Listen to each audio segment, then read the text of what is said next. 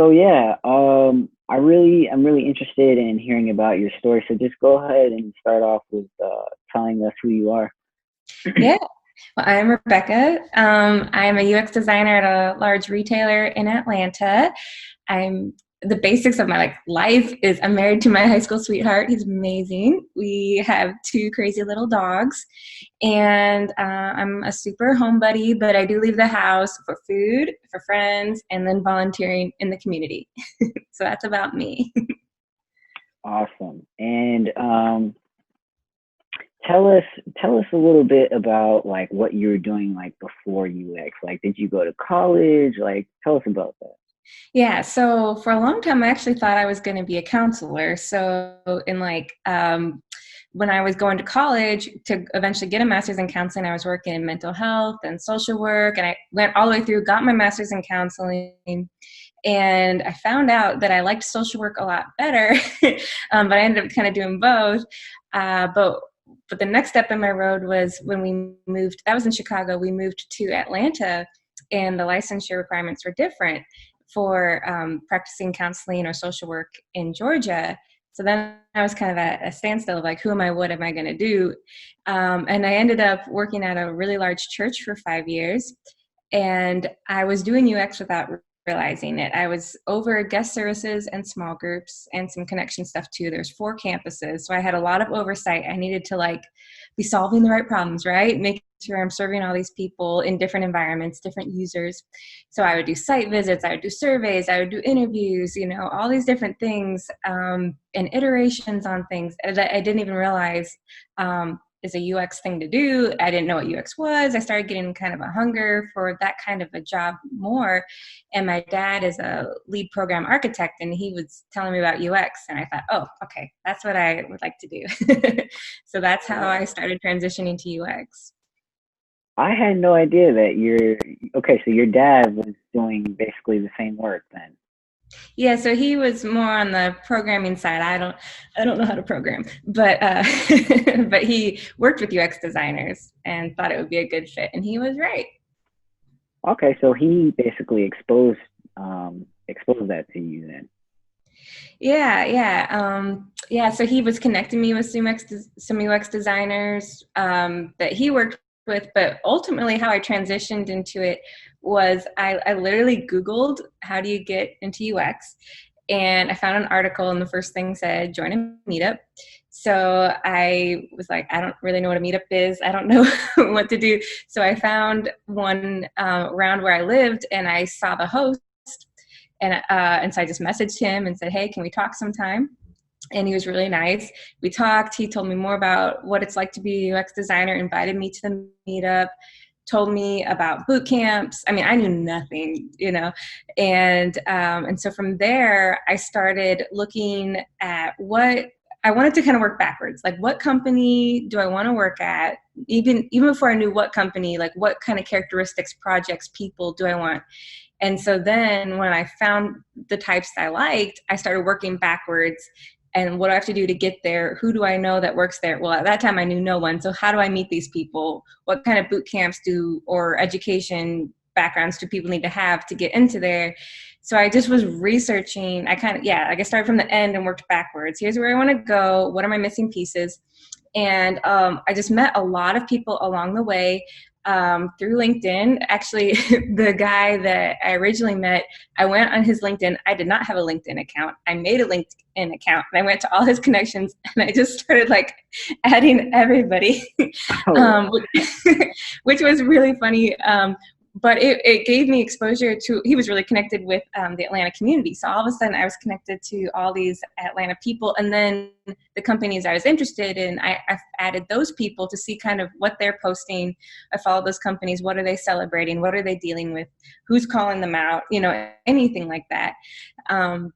Yeah. So, and then also at the same time, I think it's important to note that while I was researching companies and getting all excited and talking to UX and finding a boot camp, all in that, I was still at that time working, and I had to transition out of a job I'd been at for 5 years. And I had a lot of people leaning on me. I was leaning on them, and I was really strategic. I even knew about 6 months before I left that I was probably going to go. So I started training people just happened, let me show you how to do this, or hey, I'm going to be out tomorrow, can you help me, and delegating things, so that it wouldn't be a Right. big hole, you know. And all those things that like people were having problems with, I was like, what can I clean up before I go? Like, how can I make this really easy? Like, so I talked to people even more, because you're leaving kind of a legacy when you go. And so I was like, how can I leave with the least amount of harm? And I even spoke to my manager and gave him like a month and a half heads up, like, hey, I'm thinking about transitioning. Hey, I'm thinking about this boot camp, doing this. Hey, I got in, I'm going to start this day. So that, I think, is important to note, that while I was looking ahead, I was also dealing with my present. But yeah, it was really a crazy time of networking and being scared and going out there. Right. So it sounds like you reached out to the guy that you found through the meetup, and he exposed you to some boot camps, and then that kind of helped you find your boot camp. And Mm-hmm. then your next step was, leaving your current position and just immersing yourself full time into the boot camp. Yeah, yeah. Wow, that's a huge commitment. It was, and yeah, you got to think, like, and I guess everyone probably deals with this when you leave a job, but when you go to a boot camp, if you pick one like I did, where it's Monday through Friday, 9 to 5, you're quitting your job to not have a job and crossing your fingers that you have a job at the end. And so for me, I was, because I was part of this large church and I was in a really visible position, I was flooded with people like, congratulations on your new job. That's so, and I'm like, I don't have a job. Oh, I yeah, I'm unemployed now, yeah, and I'm spending all this money. And they're like, oh, but you get the job at the end. And I was like, maybe, I hope, and it was confusing for a lot of people. They didn't know what UX was. I didn't have a background in technology, and that's all I could really think of.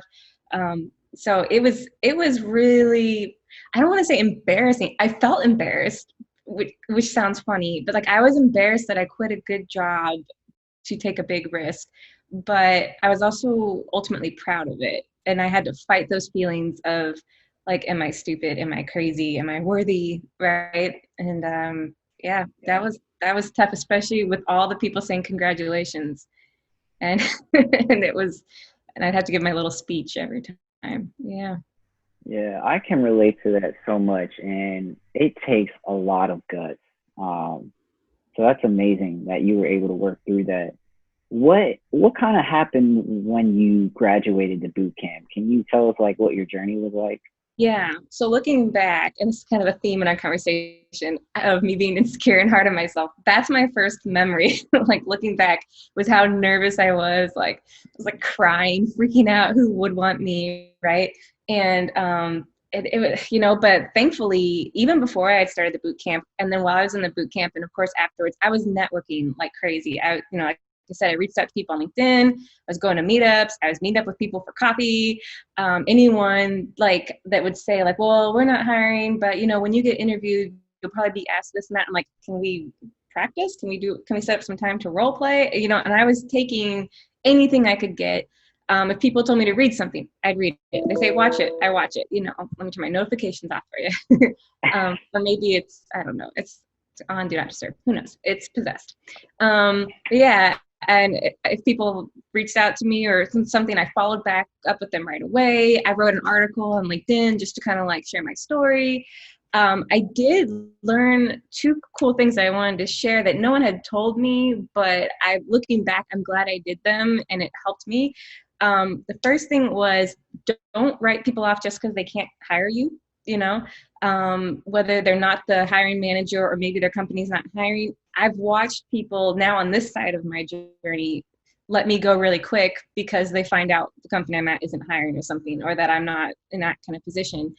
And I didn't care if people could help me get a job or not. I just wanted community. I just wanted anything I could get, right? And so those people still had wisdom. They sometimes were a connection later for things, and ultimately, a lot of them were just friends of mine that I still get to see in the community, and we get to watch each other grow. And it's a really special relationship because they got to see me at my weakest and most insecure, scared time of life, and then now a couple years in, really connected, doing well, and they feel like they were part of it because they were a part of it. Because of those conversations I had with them, I can remember those moments as I'm talking at work, or I'm presenting something at a meetup. I'm recalling those moments. And so they did invest in me. It's not just about getting the job. So that's my first thing. And the second thing is really funny. Um, it's share your connections. So I was making all these connections, and I was meeting up with pretty much anybody. And the reason it's funny to me is I learned really quick to bring a buddy with me, and that's because again, I'm married, but I was meeting up with guys for like coffee, and it was not like that, and they thought it was, and and so whether they're from my boot camp or whatever. And what was great about that is it got rid of those awkward, like confusion moments. But also, there was some really great context that I had that I was doing that even if it was a girl, like there was no miscommunication. Like I just really like to share my connections, because if they're going to tell me good stuff and we're around the same level, they should be hearing it too, because it's much better for them to be there asking that person questions than me trying to relay it later and being like, I think she said this, or I didn't ask that. Yeah. And so that was a really good, so don't write people off just like can't connect you to a job. And if you're meeting up with people, if it's appropriate, try and bring a buddy and share those connections. It's pretty cool. So it sounds a lot like you relied on community and networking to kind of help you through your job search journey.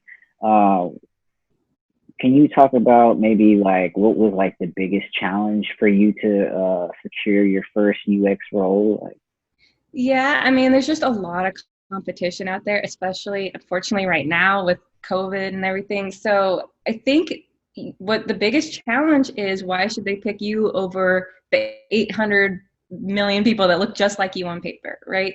yeah, And to answer that question, it's really internal. You have to be able to answer that first, because when you're in a job interview, or even when you start that job, you're bringing with you all the issues you had while you were on the hunt, or even at your last job, all those interpersonal, maybe you had I know for me, like I'm a sap, a sensitive person. And so I always could get hurt if I wasn't careful by leadership, And so I had to make peace. And I ended up writing about it later too, with like understanding that maybe managers in the past that I had thought let me down, and I'm going to go show them and make something of myself. Like looking back, I had to own and face a lot of my own shortcomings, and deal with like, no, they didn't make me do that. I chose not to do that because I had a bad attitude, or maybe they let me down, but they're a human being. People mess up sometimes. So I had to do a lot of inner soul searching, some humble pie moments, and also just forgiving people. And, I had to like face my entire career history to put it to rest so that I could show up to an interview and authentically sell myself as being a valuable asset to that company. And I mean, some people can talk good talk in an interview, but eventually who you are is going to come out. But if you can fix yourself during that time of trying to sell yourself, and so that you can sit with confidence and say, I am good at this. I do appreciate that. Laugh at yourself, not beat yourself up when you walk out of the interview being like, why did I say that? I'm so dumb. If you can quiet those voices, or at least know how to combat them if you can't completely quiet them. That was actually my biggest struggle, was knowing there's so many people. Why am I special? And being able to answer that truthfully, the good and the bad, and then be able to sell that. And it was just a repetition of, thankfully, as I had said earlier, I'd networked with so many people. I was getting questioned about myself all the time. Why do you want to do this? What can you do? And so I got used to answering that question. So I think that's why another important part about networking is practicing for those questions you're ultimately going to get. And the hardest thing was overcoming myself, as cheesy as it may sound. But that was my biggest challenge. yeah, I can totally relate to that. For me, I've learned that I just have to constantly remind myself to not take things personally, and to figure out or focus my thoughts on what I can do better. Yeah. How can I hone my story better? How can I sell myself better? How can I make my portfolio better? It's just focusing on that. But yeah, I totally relate to that. I'm kind of curious though, what led you to getting your first UX role? Was it through networking? Like, how did that happen? Yeah, it's definitely through networking. So I knew a lot of people from having met up with them or being at meetups with them, which was really cool. Walking the halls that I was already being like, hey, so and so, while interviewing, and that lifted things a lot. I think I wasn't, I wasn't a stranger. Our boot camp had a showcase, which I feel like a lot of boot camps have those. But I made sure to network there and then follow up with people like, hey, it was great to meet you at the showcase, and like, so I think already knowing people that worked there let them vouch for me a bit. I did well in the boot camp, which let my teacher vouch for me. And I feel redundant being like, it's networking, but already knowing people that work there and knowing about the company, because I had researched these companies. And so I'd been following them on LinkedIn, knowing about what was going on in their business. So I was able to be like, oh, well, I know you guys just recently purchased this thing. How has that merger impacted you? Whatever. They're like, oh, yeah, we did, or just from talking to people that worked there, I learned about the culture, different types of awards or projects. So then in interviews, they always are like, do you have any questions for us? And then I was able to ask personal questions kind of, about what was going on there. So I think that also helps when you already have an understanding, like the people already know you, you have a decent understanding of the culture and the company because you've networked, But I think that helped. And I had a presence in the community, which also helps because you're ultimately going to represent that company. And if all the grumpy people work at that company, people aren't going to want to work there. But if all like the engaged, happy, fun, sharp, helpful people work there, then people, are going to be like, man, that must be a cool company. And hopefully the best of the best people end up at the best companies. Yeah. That's interesting that you said that. I never thought about, I might represent this company one day. Like, you have to think about that. Yeah. Do you have any advice for people who are like very shy and just introverted, how they can like kind of do what you did and just really get out there, network, and become a part of the community? Like, yeah, it's going to be uncomfortable. I mean, like, I'm a friendly person, and even I got uncomfortable because I know that pressure of like, I'm going to say the one thing, and they were interested in me until I said that one thing, and that's what ruined everything. So yeah, being introverted, it's already hard enough to speak. Man, I guess meetups are easy because people that are going to meetups are there for community. So that's kind of an easy in. Reaching out to people on LinkedIn, there's a whole etiquette to it. I'm sure there's a bunch of articles on it about how you reach out and your tone and stuff. Like I said, I think I said, like, it kind of gets annoying to me when people reach out and they're all like, hey, Rebecca, and they do this big flowery, greeting. And if they ask me questions about the company, I'm going to my what's appropriate answer, they're like, why do you like working there? How long have you been, and I'll write my happy little answer, whatever. And then they'll be like, oh, cool. Are they hiring? And I'm like, well, not right now. They're gone, So I think for introverts, one thing that can just set you apart is just trying to really know that person for them, not from what you can get from them. So I don't think I really fully answered your question well, but I guess the ultimate answer is just do it, which is not very inspiring, but you just got to do it. Maybe set some goals. Like right now, I actually have a goal, and I've been doing it for a couple of weeks because we're on quarantine, was to meet with 2 managers I don't know every week, or I don't know that well, and just kind of hear their story. And so I just hold myself accountable to that. And at the end of every week, I look at my calendar and I set 2 more up. So I think setting goals, wanting to talk to people, even if they can give you a job or not, because people, believe me, we all get flooded by people that want a job.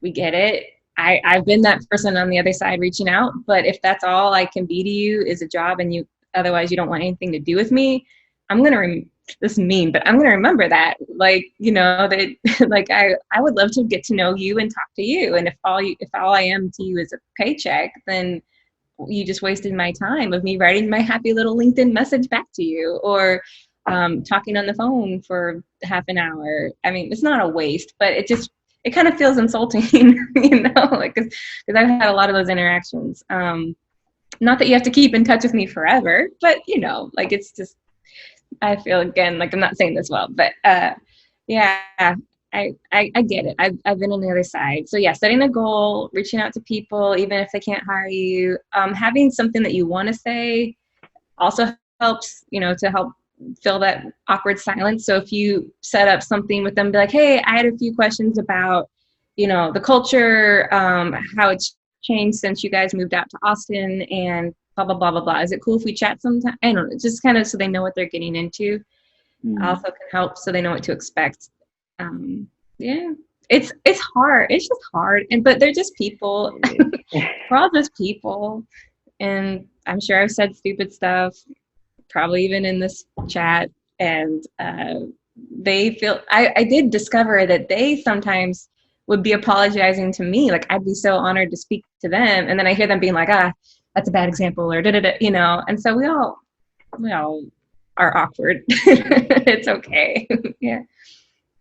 Yeah, I think you said a lot of very useful things. I never really thought about that. Just wanting to establish a genuine connection, whether they can help you or not. Yeah. The least you can get out of it is friendship. Mm. Advice, something. Yeah. Yeah, and that's why I'm so glad that I've met you, and you Buddy, definitely are out there in the community. Like you're always uplifting people, and I appreciate you so much for that. Like, dude, you're awesome too. You're such a huge help to me and you're down to help with anything, which is great. Like I mean, if anyone ever watches this guy is the best. Like, down like what I like about people like you is you can be front and center or you can be in the shadows moving chairs. And I think that is like the ultimate kind of person that can cover the front or cover the back, and it does it with the same amount of care. That's humility, integrity, and awesomeness. So I love you, dude. oh, you're amazing. Thank you for saying that. Yeah, yeah. Did you have any like parting advice or anything you want to say before we wrap this up? I do think, yeah, I do think that, and I meant to mention that being able to articulate how your past experiences play into how you're qualified for your new role does matter a lot. And I think people, and I had the same problem, have such a hard time bragging on themselves because a lot of times they think like, well, that's not really worth sharing. I was just doing my job. But no, share what you could do. Have example stories, like look up, I think you and I had talked about this before, like look up common interview questions and have some solid story examples that you can say. But always show how your past experiences help qualify you for now, because on the one hand, you have 2 months of experience because you did a boot camp, or 3 months, whatever. No. You have 10 years of experience working with teams and customer service. And, like I had done when I was doing social work, I was doing assessments on people all the time, and counseling, I was interviewing people, so like try and find how you can apply your past job to the job description that you're applying to now. And I mean, and the other thing is, like, if you only went to a boot camp, but versus like a college or whatever, people know, if you get asked for an interview, they know your education, they saw your resume. So be proud and don't feel like, oh, I'm super underqualified right now. Like they already looked at you and wanted to talk to you. So have that confidence, sell yourself. You're not gonna get every job you interview for. It's a tough market, but there is one you will get, and it's gonna be great, and it'll make sense in the end. And we all get it. We all know that struggle, dude. I remember having a spreadsheet trying to manage my money, and I knew when it would hit zero, and I would like map out all my bills and like I have this much for groceries. I mean, like we can relate to that, or at least I can. Like, and now I'm doing, great. So it's just a season. It's a very scary, lonely season, but it doesn't have to be lonely when you have community. Yes, you are so right, and I'm just so happy for you. Thank you so much for doing this. I think you shared so much useful things. I can't wait to share this. So thank you again. Yeah, buddy. Best of luck to you, and I'm always here if you need anything, okay?